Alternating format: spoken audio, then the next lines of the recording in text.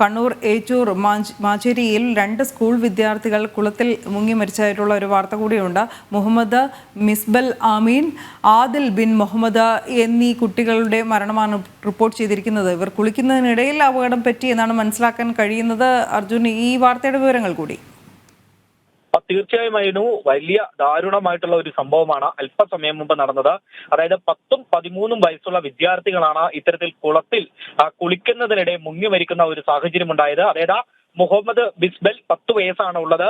ആമിൽ Adil bin Muhammad എന്നിവര് 13 വയസ്സാണുള്ളത്. ഇത്തരത്തിൽ ഇന്ന് ഉച്ചയ്ക്ക് കുളിക്കുവാൻ വേണ്ടി സ്വകാര്യ വ്യക്തിയുടെ കുളത്തിലേക്ക് പോവുകയായിരുന്നു. ഈ കുളത്തിന് അത്യാവശ്യം ആഴമുണ്ടെന്നാണ് നമുക്ക് മനസ്സിലാക്കാൻ കഴിയുന്നത്. അത്തരത്തിൽ കുളിക്കുന്നതിനിടയിൽ അപകടപ്പെടുകയായിരുന്നു. തുടർന്ന് നാട്ടുകാരടക്കം എത്തി ഇത്തരത്തിൽ രക്ഷാപ്രവർത്തനം നടത്തിയെങ്കിലും ആശുപത്രിയിൽ എത്തുന്നതിന് മുമ്പ് വിദ്യാർത്ഥികൾ മരിക്കുന്ന ഒരു സാഹചര്യമാണ് ഉള്ളത്.